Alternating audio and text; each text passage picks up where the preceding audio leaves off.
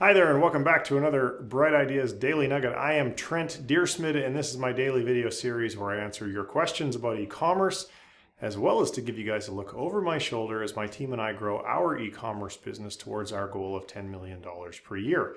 In today's video, we're going to answer a question from Brian Loring, and Brian's question is, hey Trent, how do you suggest assessing and picking a prep center? What is good and not so good? What is a good and not so good price per unit? How do you size up quality? It's important. And is it important that the prep center be located near me?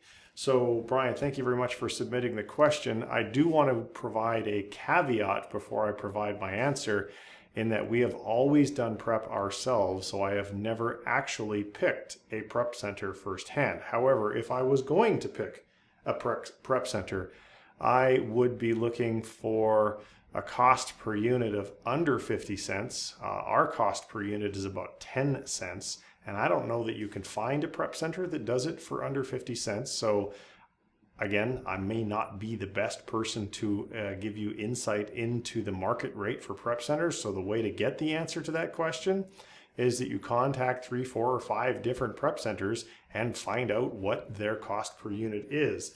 Then the other thing that I would look for in terms of quality is I would absolutely want customer references, because the worst thing that can happen, and this is something that we pay very close attention to in our own facility, is turnaround time. The last thing you want is your inventory in that prep center for 1 day or 1 hour or 1 minute longer than necessary, because for every day that your stuff is not for sale, you are negatively impacting your inventory turn. And your inventory turn is critical to your profitability because of a very simple formula. If I'm getting a 30% return on investment per inventory turn, and I turn it faster, I'm compounding my money faster. Obviously, if the prep center is slow, they're holding on to my inventory, my turns are going to go down, my overall profitability is going to go down. So it may be that cost per unit is not the single most important factor when assessing the cost of having a prep center do the work for you. So make sure that you have a very clear understanding of how fast they're going to be, and make sure that you've spoken to some of their existing customers so that they can affirm that yes, indeed they are fast and they're fast all the time, or no, not so much.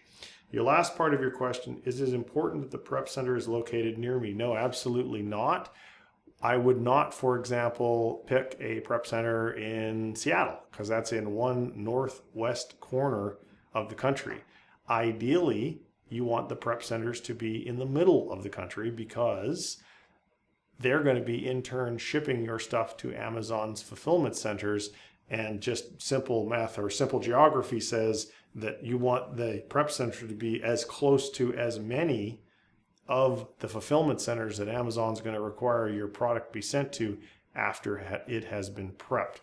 So that is why the Midwest is so incredibly popular for distribution centers. So Brian, I hope that's been helpful. Thank you very much for submitting your question. To submit a question, go to Brightideas.co/asktrent. And if you're not yet a member of our tribe, I would encourage you to become an email subscriber, because when you do, you'll get notifications of daily nugget videos like this one, as well as my podcast, as well as you'll have access to our free Facebook mastermind groups.